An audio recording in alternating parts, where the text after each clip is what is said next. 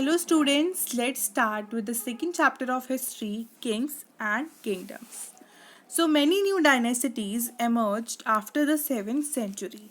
Map 1 shows the major ruling dynasties in different parts of the subcontinent between the 7th and the 12th century. So इस chapter में हम क्या पढ़ेंगे? इस chapter में हम पढ़ेंगे राजा और उनके राज्य पाठ के बारे में. ठीक है, तो इन्होंने बोला कि 7th और 12th सेंचुरी के बीच में काफ़ी सारे नए नए राज्य पाठ बने, काफ़ी सारे न्यू न्यू डायनेसिटीज़ बनी, न्यू राजा जो है वो रूल करने के लिए आ रहे थे और उन अपना अपना वो राज्य बना रहे थे, वहाँ पे अपने तरीके से रूल कर रहे थे. तो वही हम इस चैप्टर में पढ़ने वाले हैं. तो हम पहला टॉपिक स्टार्ट करते हैं. So the first topic is the emergence of new dynasties, कि न्यू डायनेसिटीज़ कैसे आई. तो इन्होंने बोला by the 7th century there were big landlords और warrior chiefs in different regions of the subcontinent. कि जब 7th सेंचुरी स्टार्ट ही हुई थी, 7th सेंचुरी तक जो भी थे वहाँ पे, जो कंट्री साइड में जितने भी वहाँ पे लोग थे वो कौन से थे? बिग लैंडलॉर्ड्स थे और उनके वॉरियर चीफ्स थे जो कि सब कॉन्टिनेंट के डिफरेंट डिफरेंट एरियाज पे रहते थे. Existing kings often acknowledge them as their subordinates और समानथास. तो जो ये लैंडलॉर्ड्स थे, इनको जो राजा होते थे वो क्या बोलते थे? अपने साथी मानते थे और इनको समानतास का नाम दिया गया था. So they were expected to bring gifts for their kings और overlords, be present at their court and provide them with military support. तो उनको क्या बोलते थे कि आप हमें क्या करोगे? गिफ्ट्स ला कर दोगे. उनको प्लीज़ करने के लिए किंग को, जो लैंडलॉर्ड्स थे वो उनके लिए गिफ्ट्स लाते थे, कोर्ट में अच्छे से ठीक टाइम पे प्रेजेंट होते थे, जल्दी से आ जाते थे कोर्ट में जब भी कोई मीटिंग होती थी, और मिलिट्री सपोर्ट भी उनको देते थे. So as Samantas gained power and wealth, they declared themselves to be महासमानता और महामंडलेश्वरा. So जैसे जैसे ये जो लैंडलॉर्ड्स थे अब वो किंग के साथ रहते थे, जितनी रिस्पेक्ट किंग को मिलती थी उससे थोड़ी कम रिस्पेक्ट, बट उनकी जो रिस्पेक्ट थी वो बढ़ना शुरू हो गई थी. लैंडलॉर्ड्स की रिस्पेक्ट अब बढ़ना शुरू हो गई थी और उनको जो नाम दिया गया वो था महासमानता और mahamandaleshwara. The great lord of a circle और रीजन. द ग्रेट लॉर्ड उनको नाम दे दिया गया, जैसे लैंड लॉर्ड थे अब वो द ग्रेट लॉर्ड बन चुके थे. ऑफ अ सर्कल, सर्कल मतलब कोई area.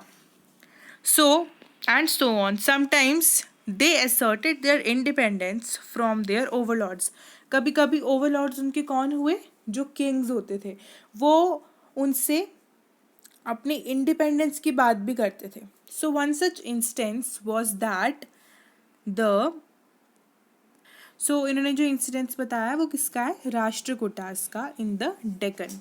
Initially they were subordinate to the Chalukyas of Karnataka. In the mid-18th century, Danti Durga, a Rashtrakuta chief, overthrew his Chalukya overlord and performed a ritual called Hiranyagarbha, literally the golden womb. So इन्होंने क्या बोला कि जो राष्ट्रकूटास थे वो किसके under थे? Subordinates, Chalukyas के अंदर. मतलब कि जो राष्ट्रकूटास थे वो सबऑर्डिनेट्स थे चालुक्यास के. ठीक है, जो कि कर्नाटका के एरिया में रहते थे. बट क्या हुआ कि जो दंती दुर्गा था ये एक राष्ट्रकूटा का चीफ था. ठीक है, उन्होंने चालुक्य ओवरलॉर्ड को ओवरथ्रू कर लिया. मतलब कि चालुक्य किंगडम को अपने अंदर कर लिया. ठीक है, मतलब अपने एरिया में ले लिया. और एक रिचुअल उन्होंने परफॉर्म किया जिसका नाम था हिरण्यगर्भा, जिसका मतलब है golden womb. So when this ritual was performed with the help of brahmanas, it was thought to lead to the rebirth of the sacrificer as a kshatriya, even if he was not one by birth. तो जो ritual था वह किसकी help से perform किया गया था? ब्राह्मणास की हेल्प से. और उन्होंने it was thought to lead the rebirth of kshatriya sacrificer as a kshatriya even if he was not one by birth. मतलब कि ये पुनर्जन्म किसका हुआ था? एक सेक्रीफाइजर का, एक बलिदानी का, एज अ क्षत्रिया. ठीक है. In other cases, men from expertising families use their military skills to carve out kingdoms. अब वो जो अच्छी अच्छी फैमिलीज के लोग थे जो जिनमें मिलिट्री स्किल्स थी, मिलिट्री स्किल्स मतलब कि जैसे उस टाइम पे अगर मैं बोलूँ तो जो वॉर के लिए लड़ने के लिए अच्छे थे, वो भी अपने अपने किंगडम्स बनाना शुरू हो गए. So for instance the Kadamba, Mayurashraman and Gurjara, Pratihara, Harichandra were Brahmins who gave their traditional professions and took to arms. जिन्होंने अपना जो कामकाज था वो छोड़ा और आर्म्स मतलब कि मिलिट्री के एरिया में जो थे वो चल पड़े. Successfully establishing the kingdom in Karnataka and Rajasthan respectively. तो इन्होंने बताया कि कैसे इस टॉपिक में बेसिकली हमने क्या पढ़ा. आपको ये छोटी छोटी चीज़ें याद रखनी है, बट मेनली मैं आपको बताऊं कि इस टॉपिक में हमने क्या पढ़ा कि कैसे न्यू किंगडम्स बने, कि कैसे पहले टाइम पे बिल्कुल अर्ली 7th सेंचुरी में जो बिग लैंडलॉर्ड्स थे वही ज़्यादातर किंग के साथ रहते थे. फिर धीरे धीरे उन्होंने पावर गेन की और उन्होंने किंग्स को ओवरथ्रू कर लिया. जैसे कि यहाँ पे एग्जांपल दी गई थी कि जो चालुक्यास थे उनको किसने ओवरथ्रू कर लिया था? राष्ट्रकूटास ने. ठीक है. और उस रिचुअल को क्या बोलते थे? आप इसको कमेंट सेक्शन में बताएंगे कि उस रिचुअल को क्या बोलते थे. उसके बाद उसका लिटरल मीनिंग क्या था वो भी बताएंगे. तो इसी तरीके से जैसे जैसे टाइम बीतता गया न्यू न्यू किंगडम्स आते गए. तो यही था हमारा जो टॉपिक था, emergence of new dynasties. Let's move to the next topic. So, we have studied about the new kingdoms. Now we will study about the administration in the kingdoms. कि जो kingdoms थे अब वो कैसे चल रहे थे, उनका जो procedure था वो कैसे हो रहा था. So many of these new kings adopted high sounding titles such as Maharaja, adhiraja, great king, overlord of king. So अब ये जो थे न्यू न्यू टाइटल्स जो थे हाई साउंडिंग मतलब कि बड़े ऊंचे ऊंचे वो अपने आप को टाइटल्स देना शुरू हो गए थे. ठीक है. जो नेक्स्ट टाइटल दिया था वो था त्रिभुवना चक्रवर्तीन, लॉर्ड ऑफ 3 वर्ल्ड्स मतलब 3 लोकों का राजा. ठीक है. सो ये जो थे टाइटल्स अपने आप को वो देना शुरू हो गए थे. However in spite of such claims they often shared power with their samanitas as well as with associations of peasant traders and brahmanas. कि उन्होंने टाइटल्स ले लिए थे लेकिन अभी भी वो अपनी पावर जो थे अपने सबऑर्डिनेट्स के साथ समानितास के साथ शेयर कर रहे थे. और जितने भी उनके साथ पीजेंट्स, ट्रेडर्स और ब्राह्मणास एसोसिएटेड थे उनके साथ भी शेयर कर रहे थे. वो अभी अकेले पावर नहीं गेन कर रहे थे.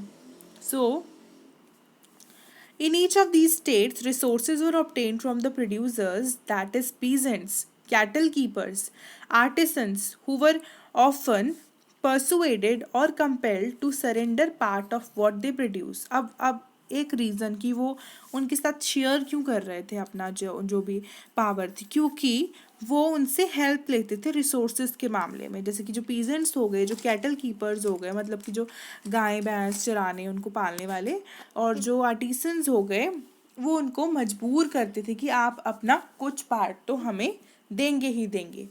ठीक है.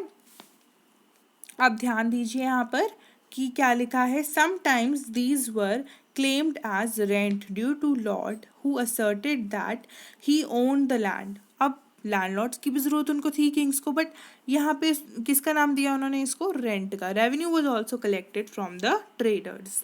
सो ये जो है 400 टैक्सेस, ये आप मुझे पढ़ के बताएंगे और कमेंट सेक्शन में बताएंगे कि इसमें क्या लिखा है.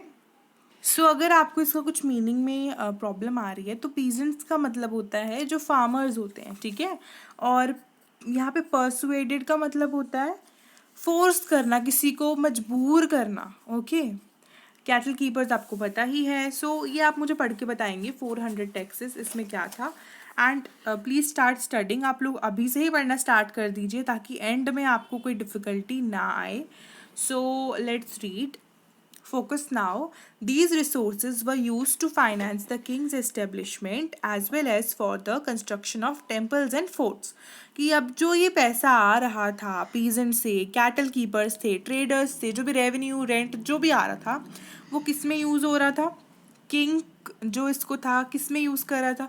टेम्पल्स बनाने में। कुछ किंग अपने लिए भी रख लेता था, जो जैसे उसको कुछ बनवाना है, अपने महल बनवाना है, कुछ भी करना है उसके लिए यूज़ कर लेता था। उसके बाद किसके लिए? फोर्ट्स बनाने के लिए, जितने भी किले वगैरह, फोर्ट मतलब किले, जो भी किले, टेम्पल्स मतलब मंदिर, तो जो भी मंदिर वगैरह कुछ भी वो बनवा रहे थे वो इसकी मनी की वजह से ही बनवा रहे थे। They were also used to fight wars where in turn expected to lead to the acquisition of wealth in the form of plunder and access to land as well as trade routes। तो इस सब की वजह से जैसे कि उन्होंने Wars में भी यूज़ किया, उसके बाद ये सब कुछ कर करके क्या हुआ? एक्विजिशन ऑफ वेल्थ हुई। मतलब एक्विजिशन मतलब किसी चीज़ को गेन करना, वेल्थ मतलब कि तरक्की, एक सॉर्ट ऑफ उनको तरक्की होने लग गई। किस में?